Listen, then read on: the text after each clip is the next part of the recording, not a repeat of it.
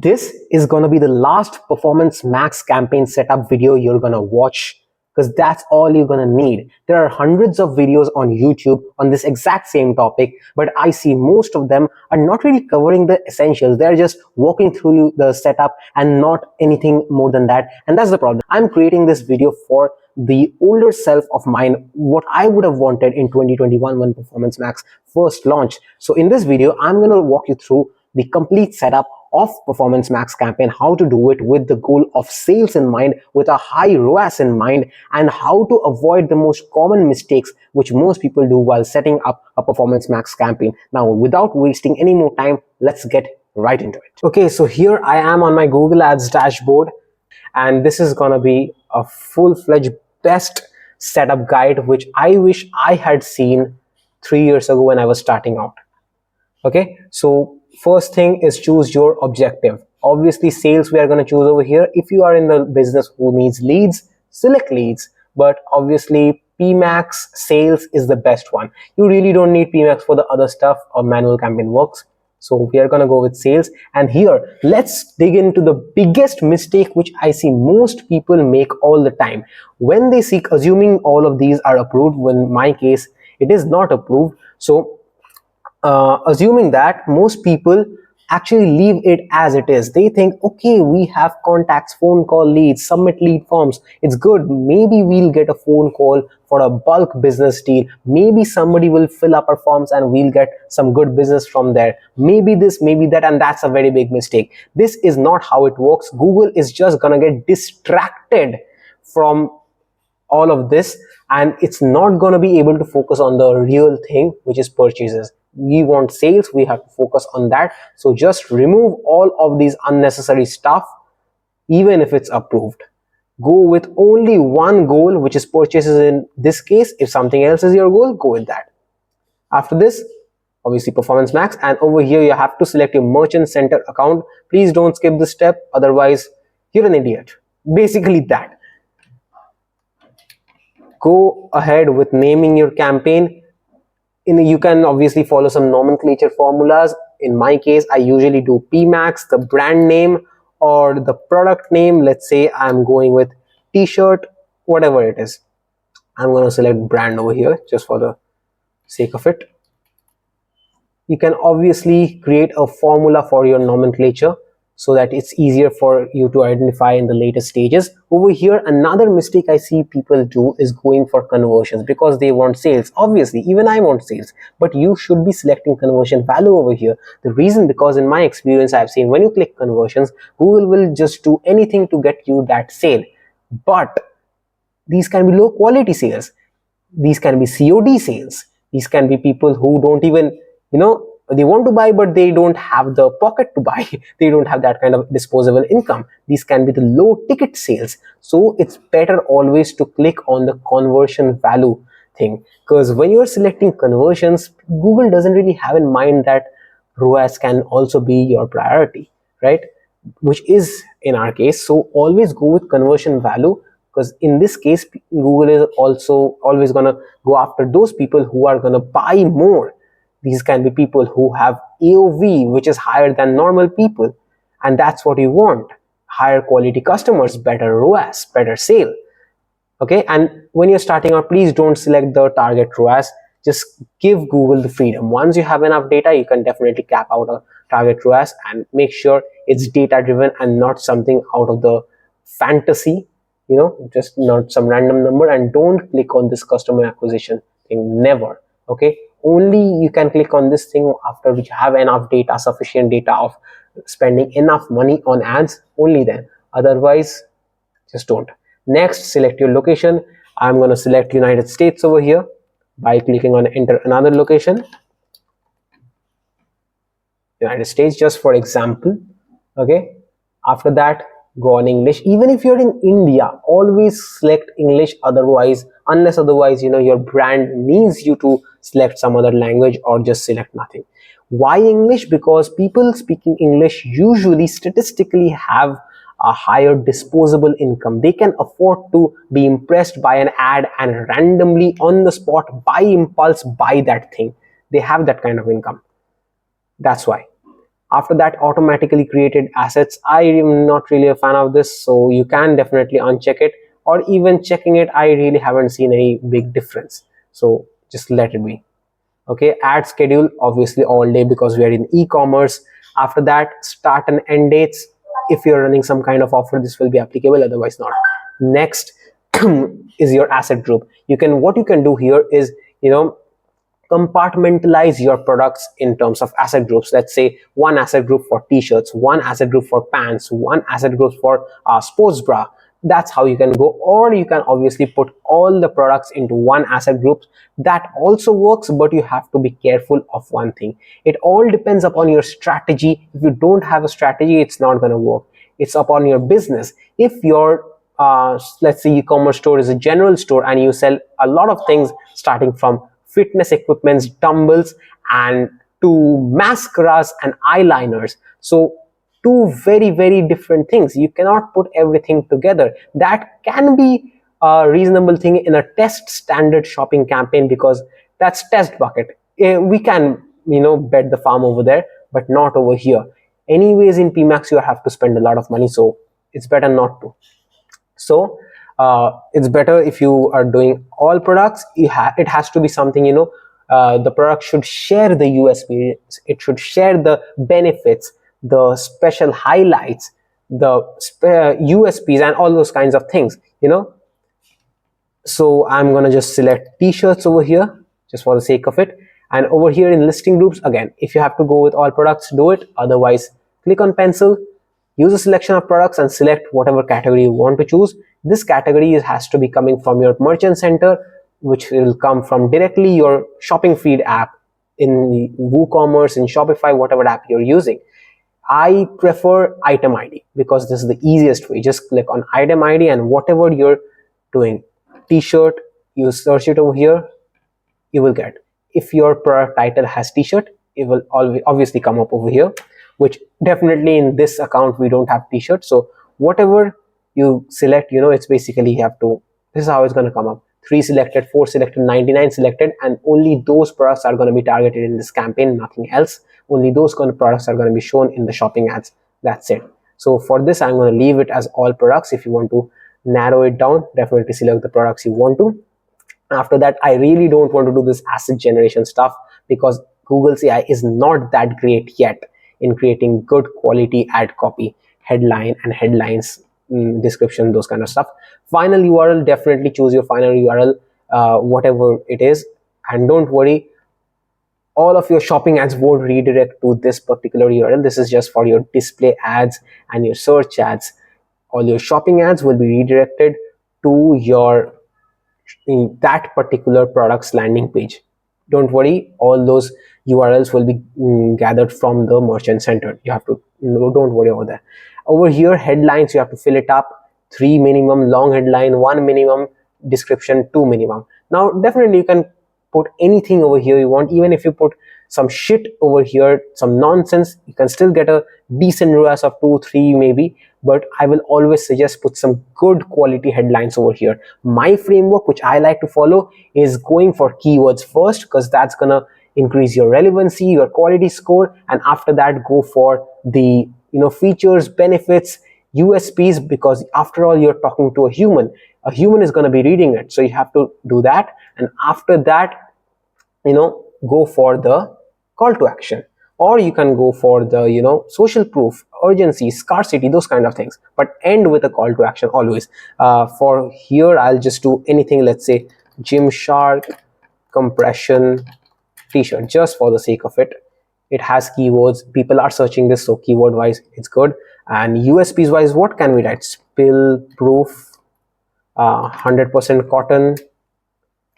That's what is coming at the top of my mind, so that's what I'm writing. You do your research, obviously, according to your product, you write it, and after that, shop now. If you want to do some psychological trigger, you can say limited availability,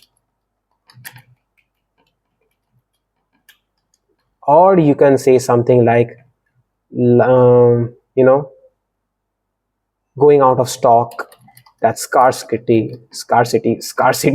What's happening with my tongue? So basically like that. In the long headline, what I try to do, it should be one single statement which instills trust and authority into your customers, into your prospects. So something like, this is the best cotton used in the market, sourced from whatever. You are getting what I'm trying to say over here, right? You have to make claims, you have to make bold claims on whatever you have. But yeah, don't lie over here, because that can end up in legal consequences. Don't go for that. Short description, long description, both is just the difference of length, but it will end up with the same framework. That's what I like to do. First keywords, then USPs, benefits, and all those stuff, and third will be social proof, scarcity, urgency, all the psychological triggers, and always end with a call to action.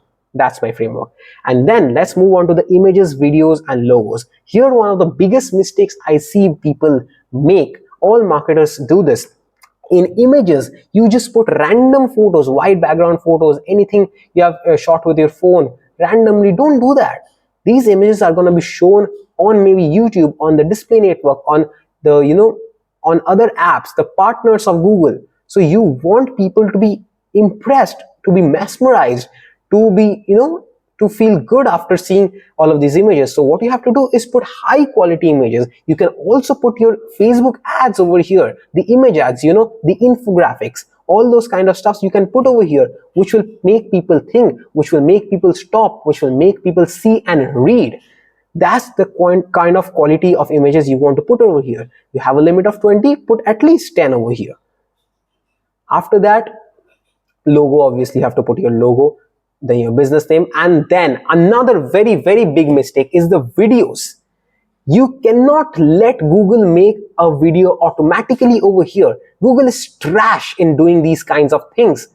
It makes a very garbage type video, which nobody wants to watch, honestly. So the approach over here is put your Facebook ads like videos, whatever ads you're running on Facebook ads, TikTok ads, Snapchat ads, put that over here. You want these videos to show up in your YouTube shorts, which they will, by the way. You don't want to show a shitty video. Those people, just like in reels on YouTube shorts, people convert like crazy. You want people to buy from your YouTube shorts ads. So you have to make these videos with seriousness, with something people can trust on, which will make people buy from. Always remember that. After that, my strategy with extensions are max out. These extensions or assets, as the new names are, you have to max out with all your site links, call outs, structure snippets, everything. In site link, it's simple. Just put in one headline, t-shirt, let's say, again, the USPs, benefits, all those things, and then the final URL. What can I do here? Spill proof, made with best cotton. I'm just in a hurry, that's why these case mistakes are happening. Just put in all your site link extensions, go to call to action, and I prefer not to put it automated. If you're e-commerce, do it shop now or order now. Shop now, where are you? Shop now, yeah, shop now. Then go to more asset types and again max out whatever you can. If you can do price extensions, do it. Put in some of your products, put in the prices, it will show up. Promotions, if you have any ongoing promotion offers, put it in. Even if it's a welcome offer, put it in. If you have a phone call, if you want, put it. If not, it's okay. Call outs, again, this is one of the best things. Put in as many call outs as you can. Put in free delivery, any specialties, any USP you have, put in over here. 100% cotton. I am repeating the same things again and again because obviously I wasn't prepared for this apparel clothing industry. What else can I put it? You're getting my point. Just put anything which would say, yes, my product is special, my product is better. You should go for my product. I'm the best. In the structure snippets, this is something I try not to neglect. Just go create and put in the values. Even if you don't have anything, just go on types and list out the types of collections you have. Put in t-shirts, put in sports bras, put in track pants. This is the least you can do. Don't neglect it. If not, you can go with styles. What type of styles in this industry, one piece, two piece, whatever. After that, another mistake I see most people make is search themes. In search themes, you don't want to add garbage. These are the terms which your target audience is searching on Google. So that's how Google is going to go after them. You want to be specific over here. Compression t-shirt from Gymshark. Or you can also do some competitor, like compression t-shirt. What's a good brand in India? Fuark, from Fuark. Or even if you don't want to do this, do compression t-shirt under 1000. These kind of stuff, everything you have to do your own research. You can use the Google Keywords Planner, Uber Suggest, Answer the Public, iSpionage, any tool you want. Do your research and put 5 to 10. Don't have to put 25, really don't have to, but make it specific. Make it what your target audience is searching. Make it around 5 to 10. That's good enough. Long tails preferred over short tails. After that, in your data, you can definitely go in and select all your affinity audiences or your in-market audiences to better target your audience. Definitely, that's your choice, but even if you leave it, it's okay. And in your data part, I will always suggest select your past buyers and cart abandoners, people who visited and didn't buy, because this will help in remarketing. PMax has inbuilt remarketing, so you putting in these kinds of data will help in it. You don't have to create a separate PMax campaign or any retargeting campaign. This is going to do all of the things. So just do one more step and add in your audiences. Over here, you can definitely do the in-market thing. If the person is in market for milk, do it. If that person is, you can just browse over here. You have these affinity audiences. Affinity audiences is basically interest, like in Facebook. You have detailed demographics like home ownership, and if they're married or not, if they have babies or not, life events, they have the birthday coming up, job change, business creation, those kinds of stuff. In market, if that person is actively looking to buy that kind of thing, they are in the market for that. Just select it if you want. In the demographics, always, man, if you're selling something like, let's say, makeup, go in and be relevant as much as possible. Unselect male, deselect male. Even if you believe in LGBTQ, don't go for male if you're doing makeup products. Please be as relevant as possible. And if you are doing, higher income, higher ticket products, if you're selling expensive products, I will say, please select your household income accordingly. I always try to exclude the lower 50 when I'm doing expensive products. Yeah, so that's basically it. Go set your budget, whatever it is, but I will always advise you to select your budget on the higher end, because it's basically the best campaign type Google has ever created. So it needs data to get you that kind of ROAS. It's not going to perform the best from day one. So you need to give it enough money. If you're in the US, do $100 at the minimum. At the minimum, I will say, yeah, $50, $100, at least $100. That's a good spot. If you're in India, 1,000 rupees, please, you can do this much. 500,000 rupees. Don't go for 100. Those petty small budgets. Okay, you need patience. You need money over here. And after that, just go ahead, just publish it. Obviously, I can publish because I haven't put in all those kinds of data. And after this, all you really need to remember is this. And after this, you don't want to touch your Performance Max campaign for at least 5 days. It takes 5 days in the learning period, which you want to give it without touching anything. And even after that, it doesn't get any sale. You can make some tweaks. You can check the images, the copies, the feeds, everything. And even after that, I think you should give them at least 5, 7, 8 more days. So in total, 10, 15 days. After that, it will be performing. And if it still doesn't perform, then man, you have done something wrong. It's either in your copy, maybe in your images, and high chances it is in your feed. Check your product title description. Does it have information and keywords which Google can index and serve to your target audience? See if your Google shopping feed is optimized properly, if the categories you have selected is correct or not, if you have selected at all. So these all things need to be in place. If you take care of your Performance Max campaign like this, it will take care of you. You will get sales at a decent ROAS, which will grow over time with more data coming in. That's it. And this was a Performance Max campaign which I wish I had back in 2021 when I started with these campaigns. Really, I have spilled a lot of beans in these videos, about Google Ads as a whole and PMAX campaigns for sure. So if you've got any value from this, please go and like and subscribe for more videos like this. I'm gonna make a lot more videos like this, obviously.